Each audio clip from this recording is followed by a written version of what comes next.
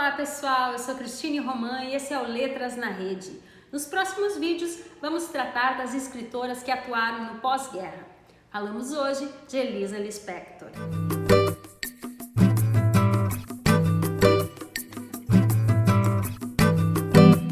Elisa é uma dessas mulheres que percorreu os meandros das letras brasileiras, mas o seu nome ficou à sombra do da sua irmã. Ela era diferente. Não compreendia ainda se isso era bom ou mal, de vez que não se sentia lisonjeada nem culpada, percebia apenas que não pertencia àquele meio. Oh, como os odiou mais tarde, sentia-lhes a hostilidade ainda quando aparentemente indiferentes. No íntimo, sabia que os amava-os apesar do ódio que eles próprios lhe insuflavam. Este é um trecho de No Exílio, romance que apresenta traços fortemente autobiográficos e retrata a história da protagonista Lisa e sua família, que após a Revolução Russa tem de partir em exílio rumo ao Brasil. No país de acolhimento, Lisa tem que conviver com a doença da mãe e com um sentimento de deslocamento próprio aos sujeitos exilados. O romance inicia com a protagonista retornando de trem do sanatório onde foi internada devido a problemas emocionais e muito provavelmente também em função da tuberculose. O ano é 1948. A Declaração Universal dos Direitos Humanos é assinada após a Segunda Guerra Mundial. Lisa, ao regressar, envolve-se na aragem de esperança em relação aos destinos do mundo. No trem de volta, houve o apregoar do jornaleiro com a notícia sobre a proclamação do Estado de Israel. Valera ter padecido e lutado. Quantas lágrimas, quanto sangue derramado, eles não morreram em vão. O passado ressurge então em sua memória. A narradora retrata os tempos de menina na Ucrânia da sua família, composta por Marin, a mãe, Pincas, o pai, e as duas irmãs, Ethel e Nina. Todavia, não são rememoradas alegrias pueris de crianças, e sim o passado semeado de espectros e terror. Fugas, violência, fome, desolação, medo acompanham esses sujeitos em migração. Assim, o romance No Exílio apresenta a trajetória da família de Lisa. O enredo parte do casamento entre Pincas e Marin, passa rapidamente pelo nascimento das filhas, detém-se no temor em relação à revolução que se aproximava e que logo adentrou a vila em que viviam. Marin sofreu um grave abalo físico e emocional. Os judeus foram saqueados, mortos, passaram fome, medo, dor. As mulheres foram violentadas, os idosos tiveram os olhos vazados, corpos empilhavam-se em carroças. O ódio aos judeus fazia-se presente mais uma vez. Com a erupção da Guerra Civil, portanto, a violência chegou a pontapés, assolando o lugarejo onde Lisa e sua família viviam, e foi responsável pela partida rumo à América. A Guerra Civil Russa aconteceu depois da Revolução de 1917, ou seja, após a instalação dos bolcheviques no poder, por meio do Exército Vermelho. As forças contra-revolucionárias, o Exército Branco, em contrapartida, mobilizou-se para derrubá-los. O conflito se estendeu entre os anos de 1918 até 1921, agravando a situação do país envolvido também na Primeira Guerra Mundial. A trama do romance, depois de apresentar a saga da família peregrinando em fuga contra a saga antissemita, aborda a viagem marítima realizada num porão de terceira classe de um navio. Chegando ao Nordeste brasileiro, enfrentaram as agruras da adaptação e do desamparo no novo país com língua e clima insólitos, assim como sofreram com o progressivo agravamento na saúde de Maria, fruto dos traumas sofridos. A história tem outra virada com nova mudança geográfica da família, a qual parte para Recife. Sucedem-se os dias e a vida mostra-se mutilada. A mãe morre, as irmãs crescem e se adaptam, mas Lisa continua sentindo-se deslocada. A doença e a gradual paralisia da mãe fizeram com que ela assumisse a responsabilidade da casa e do cuidado com as irmãs e do pai desde muito cedo. Os livros, no entanto, eram-lhe um refúgio deslumbrante e mágico. O pai almejava que ela se casasse, mas seu destino não previa casamento. No mundo, nova guerra se descortinando e com ela a barbárie nazista contra os judeus repetia a história passada. e Pincas olhava à volta, recebendo notícias dos incidentes da época, com a turbação de um homem que perdeu o caminho. O pai morre, a guerra encaminha-se para o fim e Lisa partia para o sanatório. O trauma sofrido e a sensação de deslocamento são as sombras que não abandonam Lisa.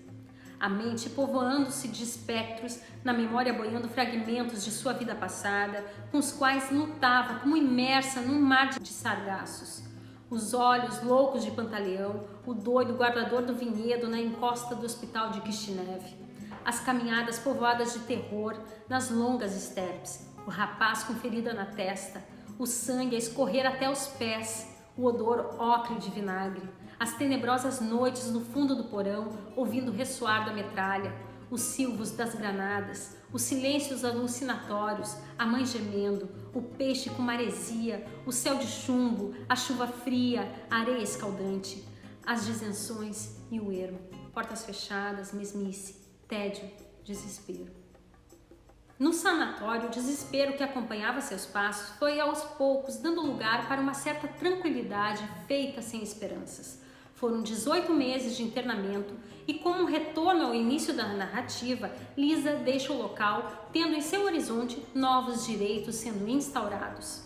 Elisa Lispector, por sua vez, também nasceu em uma aldeia na Ucrânia, em 24 de julho de 1911. Sua família, como no romance, deixou o país fugindo dos pogroms, perseguições e massacres em que cerca de 125 mil judeus foram mortos no país, após a Revolução Russa de 1918. A família chegou ao Brasil em 1920 e se radicou no Nordeste. Elisa, ou Leia, no país de origem, é a filha mais velha de Marieta e Pedro. Além dela, o casal teve Tânia e a irmã mais nova, a consagrada escritora Clarice Lispector. No Brasil, Elisa residiu com a família em Maceió, depois no Recife, mudando-se mais tarde para o Rio de Janeiro.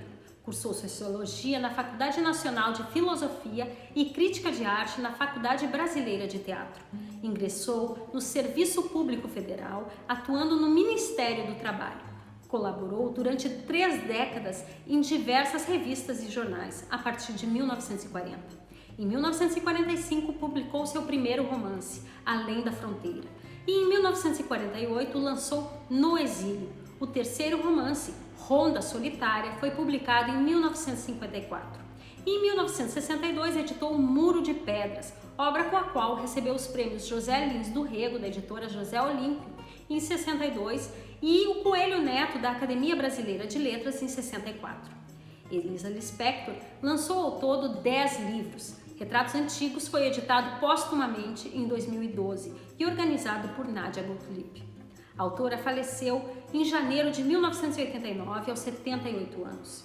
A memória de Lisa e de Elisa é a memória coletiva em torno das vidas privadas de direitos, das vidas nuas. Em Retratos Antigos, Elisa fala sobre a experiência traumática que repercutiu na doença e morte de sua mãe. Migrações, pesares, dificuldades sem conta, a hemiplegia de que a mãe fora acometida numa fatídica noite de pogrom, progredindo devagar, mas insidiosamente.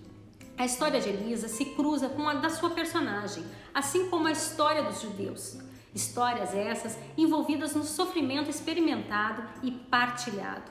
Elisa Lispector, assim como sua personagem, não se isolou das fatalidades. Ela reagiu através da palavra potência com a qual confrontou-se com suas sombras. O tempo, aonde conduz, por si não conduz a coisa alguma. O tempo é espera, é a água em que os peixes flutuam fria, incolor. Medir o tempo é esperar. Então, qual o sentido da vida e para onde nos arrasta a correnteza?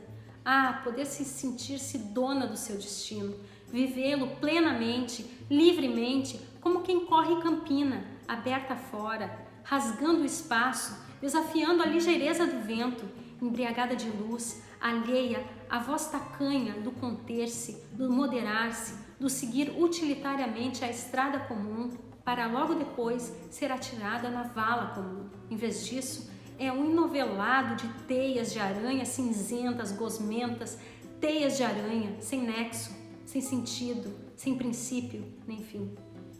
Por hoje é isso, pessoal. E como disse minha colega Jéssica em vídeos anteriores, leiam mulheres. Tchau, tchau. Ficou com alguma dúvida? Você pode deixar suas perguntas aqui nos comentários deste vídeo ou interagir com a gente nas nossas redes sociais. Todas as terças e sextas trazemos novos conteúdos para você. Quer ficar por dentro de tudo? Aproveita e segue a gente. Você nos encontra em todas as mídias pelo @letrasnarede. Até mais!